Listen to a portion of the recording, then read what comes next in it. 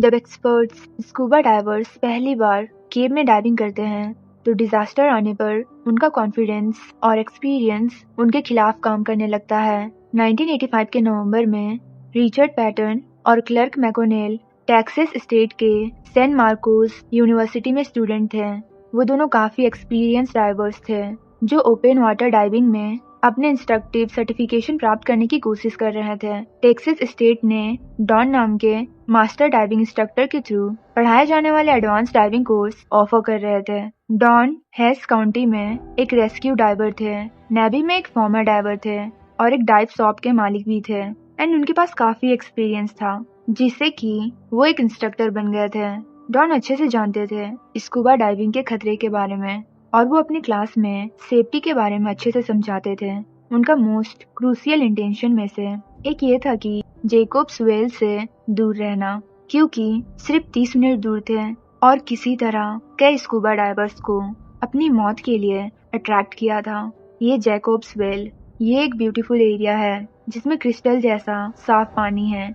एक रिवर में एक गहरा छेद दिखाई देता है। बहुत सारे स्विमर्स उस छेद में डाइव करते हैं और 25 फीट गहरे बॉटम को छूने की कोशिश करते हैं, फिर तेजी से वापस ऊपर की ओर आते हैं। जहाँ तक भी वो छेद जाता है सरफेस तक जाना काफी इजी लगता है, लेकिन इसके नीचे की ये रियलिटी नहीं है। 25 फीट की बॉटम धोखा देने वाली है क्योंकि उस होल का कोना एक ढलान में खिसक जाता है जो पानी के अंदर एक न्यू चैम्बर की ओर ले जाता है। केव के डाइवर्स को इसका पता चलने के बाद खोज शुरू हुई और मेन वेल के नीचे 3 अलग अलग चैम्बर्स की पहचान की गई। पहले 2 चैम्बर्स ज्यादातर खुले थे।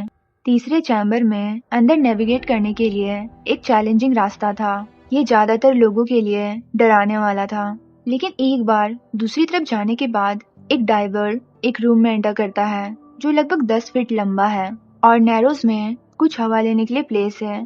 तीसरे चैम्बर के सबसे दूर के किनारे पर ऊपर पर एक छोटा सा छेद था जो इतना बड़ा नहीं था कि उसको धक्का दिया जा सके।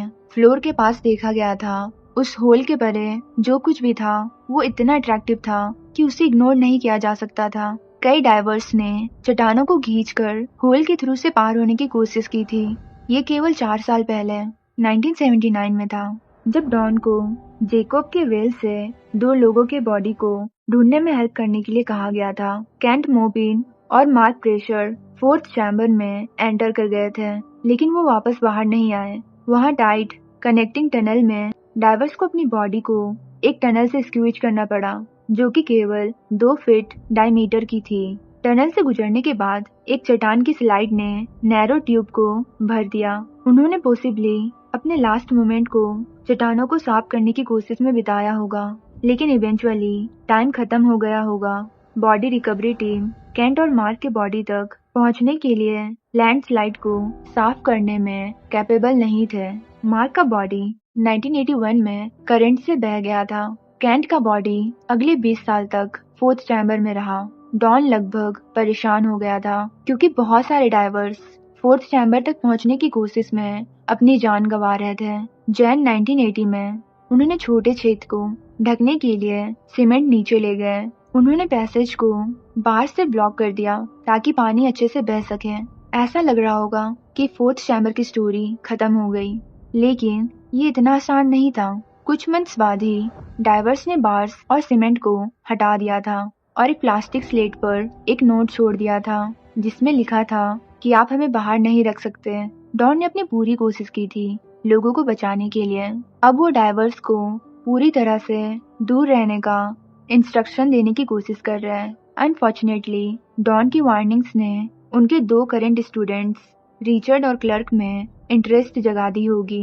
उन्होंने डॉन के बॉडी रिकवरी मिशन और यहाँ तक कि उनके खुद के नियर डेथ एक्सपीरियंस के बारे में सुना था। 4th चैम्बर डॉन 4th चैम्बर में एंटर करने की कोशिश कर रहा था जब एक बजरी की स्लाइड ने उन्हें 2 नैरो क्रॉल स्पेस में फंसा दिया। उनकी आर्म्स पिन कर दी गई ताकि वो अपनी टीम के मेंबर्स का ध्यान अपनी ओर करने के लिए सेफ्टी लाइन को खींच ना सके या अपने टैंक पर धमाका ना कर सके। कुछ मिनट्स के बाद उन्होंने खुद को लगभग रिजाइन दे दिया था डेथ के लिए, ये जानते हुए कि वो अब हिल नहीं सकते और उसकी हवा बस 1 या 2 मिनट में खत्म हो जाएगी। वो ये जानकर एक भयानक फीलिंग को याद करते हैं कि उनका टैंक खाली था और उन्होंने कुछ पानी भी निगल लिया था। बट उसी मोमेंट में उनके अंदर जीने की इच्छा अचानक से आ जाती है और तब वो पूरी कोशिश करते हैं उस बजरी के स्लाइड को क्लियर करने का, और लाथे मारने से इतनी बजरी साफ हो गई कि वो पीछे की ओर खुद को धकेल सकते थे। वो टनल से बाहर निकल गए और वहां अपने डाइविंग पार्टनर को अपने रेगुलेटर के साथ डॉन को सांस लेने के लिए फैला हुआ देखा। डॉन एयर में हाँफ रहे थे और सांस लेते टाइम बेतहासा कुछ निगल रहे थे। जैसे ही उसने सांस ली, इनक्रेडिबल डर से राहत मिली वापस जीवित होने के लिए, लेकिन वो राहत बहुत कम टाइम के लिए थी। जैसे वो चैम्बर के थ्रू वापस ऊपर जाने लगे, उनके पेट में फैलती हवा का दर्द बढ़ता जा रहा था। उनके डाइविंग पार्टनर के एयर अब लगभग खत्म हो गई थी, इसलिए उन्हें पानी से बाहर निकलने के लिए ऊपर बढ़ते रहना पड़ा। एयर 100 फीट की गहराई के ऊपर 58 psi या दबाव के 4 एटमॉस्फेयर प्रेशर के थ्रू कंप्रेस्ड होती है। जब वो ऊपर जाते हैं तो उनके बॉडी में हवा की मात्रा 4 गुना बढ़ जाती है। जब वो ऊपर पहुंचते हैं तो वो नीचे से 4 गुना बढ़ जाती है, जैसे कि वो 9 मंथ के प्रेग्नेंट हो। वो दर्द से चिल्ला रहे थे क्योंकि उन्हें लग रहा था कि उनका पेट दर्द से फट जाएगा। डॉन ने स्टूडेंट्स को वार्निंग्स देने के लिए अपने लाइफ के इन डेस्परेट मोमेंट्स को बताया कि कैसे सबसे एक्सपीरियंस डाइवर्स भी पानी के नीचे की केव के अंदर डेडली चेंजेस से सरप्राइज हो सकते हैं। वार्निंग्स के बावजूद रिचर्ड और क्लर्क ने सोचा कि इस फॉरबिडन केव को देखना काफी एडवेंचरस होगा। इस ट्रिप के साथ प्रॉब्लम ये थी कि ये एक्सपीरियंस डाइवर्स सिर्फ डाइविंग नहीं कर रहे थे, वो केव में डाइविंग कर रहे थे। ये एडिशनल रूल्स और रिस्क के साथ 2 सेपरेट एक्टिविटीज है। केवर्स में एक्सपीरियंस के साथ आने वाली प्रॉब्लम को हल करने का कॉन्फिडेंस केव की सिचुएशन में बिल्कुल भी हेल्प नहीं कर सकता है। वो पाथ को क्लियरली मार्क करने के लिए सेफ्टी लाइन लाने के बारे में नहीं जानते थे। उन्हें वॉल्स और बॉटम से परेशान होने से बचने के लिए फ्रॉग किकिंग का भी एक्सपीरियंस नहीं था। एक केव में सबसे इम्पोर्टेंट डिफरेंस ये है कि सिर्फ ऊपर जाने से आप सेफ्टी के करीब नहीं पहुंच पाएंगे। खुले पानी के डाइवर्स सरफेस पर बुलबुले को फॉलो कर सकते हैं, केव के डाइवर्स ऐसा नहीं कर सकते।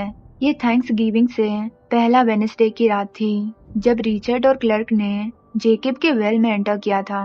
8:30 बजे उन्होंने बिना किसी प्रॉब्लम के मेन वेल और पहले चैम्बर के थ्रू अपना रास्ता बनाया। जैसे ही वो तीसरे चैम्बर में एंटर करने के लिए आगे बढ़े, ये क्लियर हो गया कि डेंजरस पार्ट यहीं से शुरू हुआ था। एक बार जब आपका बॉडी टाइट जंक्शन के थ्रू निचोड़ा जाता है तो खतरा अनदर लेवल पर होता है। तब तक तेजी से तैरना पॉसिबल नहीं होगा।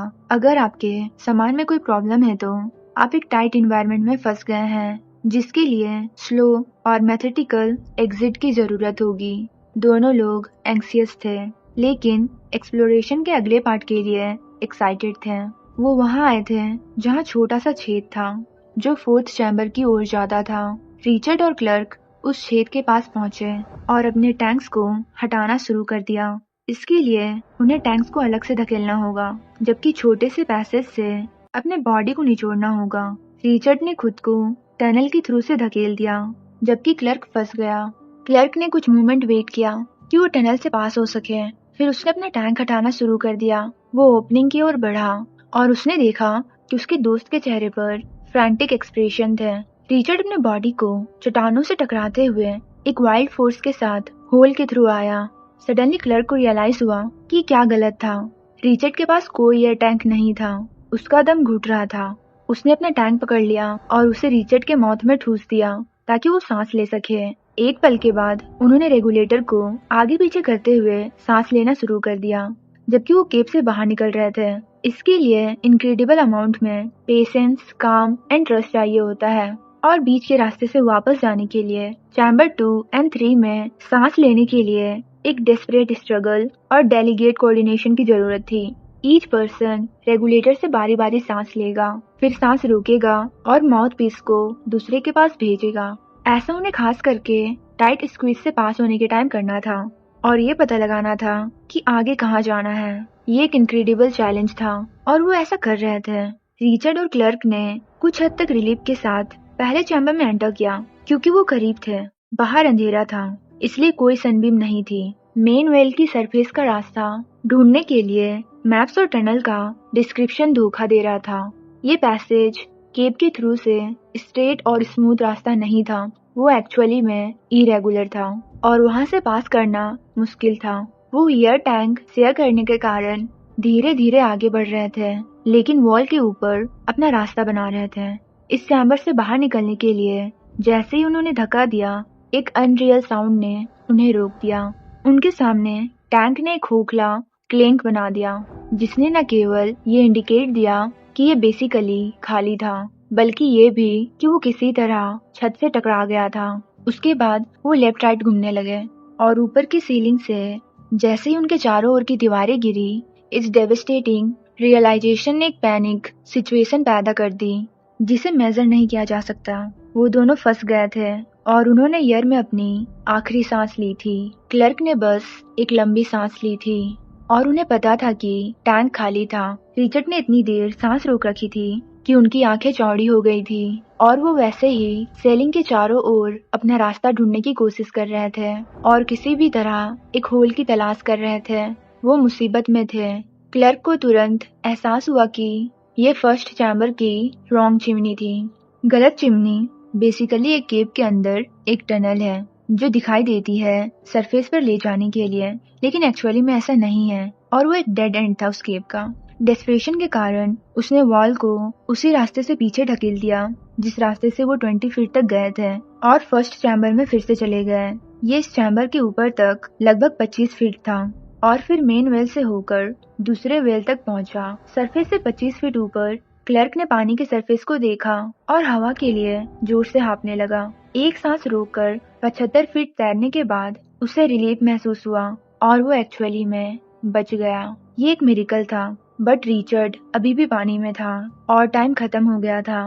वो जान गया था कि रिचर्ड मर चुका है। उसने ये देखने के लिए कुछ मोमेंट इंतजार किया कि क्या वो किसी तरह बाहर आ सकता है। फिर हेल्प के लिए पुलिस को फोन किया। डॉन को डाइवर्स के बचाव के लिए फोन आया था और वो जेकेब वेल में था। 1 घंटे बाद जब वो पहुंचा तो ये देखकर दंग रह गया कि ये उनके 2 स्टूडेंट हैं जो इस इंसिडेंट में शामिल थे। वो एक्सपर्ट्स डाइवर्स थे, लेकिन केव डाइविंग कुछ और था।